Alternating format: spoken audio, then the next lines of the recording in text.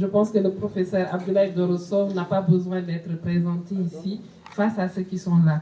Sinon, s'il a envie de se définir en un seul mot, si je devais le définir, c'est générosité. Générosité dans le partage, générosité dans la présence, générosité dans l'intérêt et dans le temps accordé à tout ce qui se porte de culturel, de jeune, de féminin. Voilà. On a choisi en fait pour ce temps de partage-là de le faire d'une certaine manière qui n'a pas forcément un nom, qui n'est pas certainement un concept établi, mais on s'est dit que c'était peut-être la meilleure manière d'interagir avec tout le monde. Comme vous le savez déjà, on est ici à la 10e édition du Festival Culture Métisse. Donc cette année, la thématique, c'est « La musique n'a pas de frontières ». Et donc, dans ce cadre-là, il y a une série d'activités qui commencent d'aujourd'hui au 28, officiellement, qui se termine le 28, mais qui n'est que le début d'une autre phase qui va arriver, et peut-être qu'à un des temps de communication, on aura à partager ici, que Oumousi ou Lamine Khan vont nous expliquer. En tout cas, pour cet après-midi, l'idée c'était de faire, disons, un brainstorming à ciel ouvert. Donc, on le fera autour d'un certain nombre de questions, de questionnements. Comme vous le savez, ce temps est consacré à la culture de manière générale, à l'art dans sa grande diversité. Et pour cela, donc, on va commencer d'une manière peut-être assez inusitée.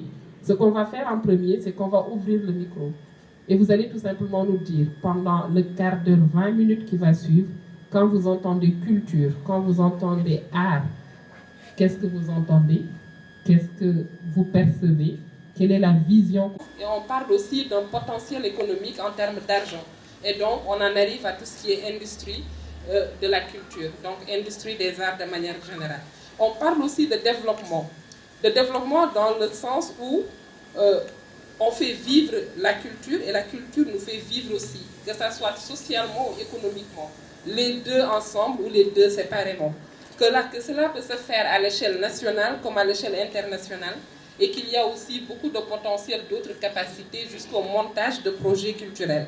On a compris aussi que quand on parle de culture, on parle de difficultés, mais qu'on parle aussi de références, mais qu'on parle aussi d'inspiration, mais on parle aussi de compétitivité. On a aussi compris que quand on parle de culture, il y a de la frustration, certes, mais de cette frustration peut jaillir la création, la formation, l'accompagnement, le développement économique et jusqu'à une capacité spécifique qui est celui de promoteur culturel. On a compris qu'en étant promoteur culturel, on peut en vivre et on en vit. On a entendu des exemples de personnes qui en vivent. Et ici, on sait que quand une personne en vit, c'est qu'au moins 50 personnes autour en vivent aussi. Et quand on parle aussi de culture, c'est toute personne en action dans le secteur de la culture. Mais que quand on parle de la culture, on parle aussi de communication et de libre expression. Voilà ce qui s'est dit pendant ce premier quart d'heure. Je remets la parole au professeur pour nous remettre dans le cadre, hors cadre. En tout cas, on va l'écouter. C'était 5 minutes. Merci. Voilà, je vous remercie tous. C'est toujours un plaisir quand je revois certaines têtes comme Malika, que j'ai enseigné il y a bientôt 30 ans. Ça ne me rajeunit pas, bien sûr. Quand il faut faire très très attention. Quand on dit acteur culturel, c'est quelqu'un qui, dans son engagement ou dans son statut de la culture, a atteint un certain niveau. Garawatan Namo Bouba, on est acteur culturel. Quand vous entendez acteur culturel, c'est comme Oumousi, c'est comme Khan, c'est comme les photographes. C'est-à-dire, dans le cadre de la culture, ils ont atteint un certain statut, une certaine reconnaissance. Oui, Ankadine, c'est un acteur culturel. Malika a dit, la culture c'est l'amour, la culture c'est le partage, mais je te dis Malika, la culture c'est avant tout cette capacité de se connecter à l'autre et de lui dire ce que nous avions de plus précieux. Jeune étudiant venant de Kaïdi, je débarque chez les Wolof en 80 pour faire mon bac. Une petite Sénégalaise me salue, elle fait... Je n'ai rien compris. Bon. Elle n'a pas marché sur le feu, elle n'a pas marché sur une pointe, elle a fait une génuflexion. La culture, c'est le ciel de la vie.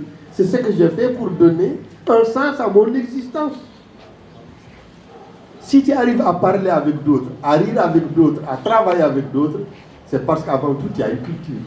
C'est-à-dire cette capacité de partager, cette capacité de donner et cette capacité de, si vous voulez, de partager. Moi, le sujet tel qu'on l'a dit, on a dit stagnation culturelle en Mauritanie. Moi, je suis professeur, je suis en train de vieillir. Mon apport, c'est de donner les concepts. On a dit, qu'est-ce que c'est la culture? Moi, je dirais, c'est le vécu quotidien, c'est ce que l'on fait pour donner un sens à sa vie. C'est cette capacité de nous permettre d'écouter des autres et de pouvoir en prendre une partie du sens qu'ils donnent à leur vie. Maintenant, le cas des pays africains, il faut que les structures soient très claires. J'ai entendu beaucoup de choses, mais je dois clarifier. Un acteur culturel, j'ai dit, c'est quelqu'un dont l'investissement dans le plan de la culture a été sanctionné par une certaine reconnaissance. On dit quand doit se produire, ou doit faire un exposé, les gens vont venir. Il y a ce qu'on appelle le promoteur culturel. Celui-là, ce n'est pas un acteur culturel, c'est quelqu'un qui organise des prestations culturelles pour se faire de l'argent. Il aide aussi les artistes quelque part à se faire connaître. Troisième élément, il y a ce qu'on appelle les infrastructures culturelles. Ce sont les lieux de diffusion de la culture. Moi, je veux que les gens se prononcent par rapport à la Mauritanie. Parce que quand moi j'ai vu l'invitation, la stagnation, ça m'a fait peur. Il y a l'infrastructure culturelle. Ça n'a rien à voir avec les industries. L'infrastructure culturelle, est-ce qu'aujourd'hui en Mauritanie, on a suffisamment de lieux de diffusion de la culture? En dehors des cadres privés, plus de ça, on laisse tomber. Il n'y a rien de plus dangereux. Moi, tu sais, j'ai du respect pour tout le monde. Mais il n'y a rien de plus dangereux qu'un artiste qui prostitue son génie. Excusez-moi si le mot est très fort. J'ai remarqué lors de la campagne électorale, des griots, voilà des animateurs, voilà des danseurs, ils dansent tout pour tous les candidats, simplement à cause d'un cachet. Tout ce que j'ai dit, c'est vérifiable. Donc moi, je vous permets, la culture, d'ailleurs on ne peut pas perdre sa culture. Quand on perd sa culture, on devient quoi? L'homme, c'est avant tout la culture. Mais ce qu'il y a de plus haut, ce qu'il y a de plus beau, ce qu'il y a de plus fort, c'est l'expression de la culture. À mon âge, je n'écoute pas de rap. J'écoute d'autres musiques. Mais un jour, le matin, j'écoutais la radio. Il y a un jeune, ça a attiré mon attention.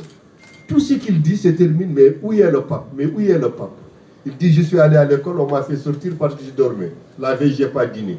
Mon père est parti à l'usine, on l'a exclu à cause de la couleur de la peau.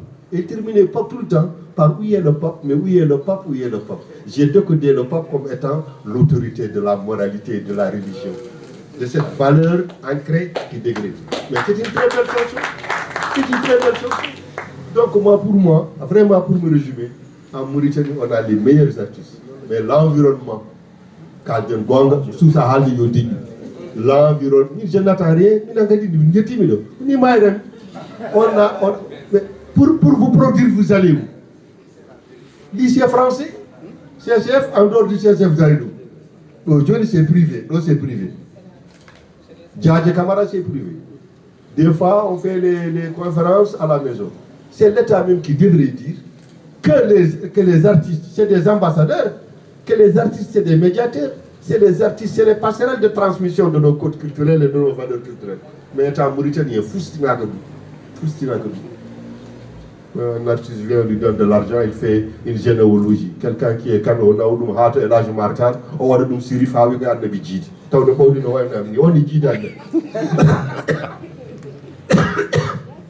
Voilà, soyons sérieux. Je ne sais pas si je pourrais rester toute la soirée. Hein. Je traîne une petite maladie. Mais s'il y a quelques questions auxquelles je peux réagir, je resterai encore 20 minutes avec vous.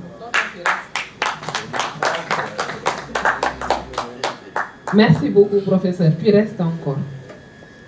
Le professeur nous a parlé d'abord de l'acteur culturel ou de la culture comme c'est tout simplement. C'est un engagement en premier et un statut, donc une reconnaissance. Il nous a partagé aussi du fait que quand on parle d'acteur culturel, on parle de la capacité de connexion et de transmission, que c'est le vécu du quotidien. Il nous a aussi fait le distinguo entre un acteur culturel et un promoteur culturel. Il nous a aussi parlé de la problématique des infrastructures culturelles, c'est-à-dire les lieux de diffusion de la culture. Il nous a parlé aussi de la différence en faisant un parallèle avec l'industrie culturelle, notamment en donnant l'exemple de la GDE. Il nous a parlé surtout du grand hic, selon lui, c'est l'environnement culturel qui manque. Et cet environnement culturel-là, il nous démunit de pas mal de choses, notamment d'un cachet d'humanité. Il nous met dans un environnement discriminant. Il freine l'éclosion culturelle. Il freine la transmission des compétences. Il freine tout ce qui est richesse et respect de la dignité de l'acteur culturel. Il a fait un gros point sur tout ce qui est respect. Et puis, merci beaucoup, mais ça va nous permettre de passer au deuxième point. C'est-à-dire que finalement, on a compris que cet environnement-là, c'est la clé des dysfonctionnements de tout ce qui se passe ici dans ce pays en termes de culture. Donc la question qui vient maintenant pour vos différentes contributions, celle du professeur aussi, pour celui qui voudra la parole, c'est de nous faire un peu, de nous expliquer que dit la législation de la culture ou quelle place occupe la culture dans la législation mauritanienne actuelle. Qu'est-ce que les acteurs culturels ont et qu'est-ce qu'ils n'ont pas? Qu'est-ce qu'ils ont déjà? Qu'est-ce qu'ils cherchent à avoir? On aimerait bien savoir. Merci. Qui veut la parole?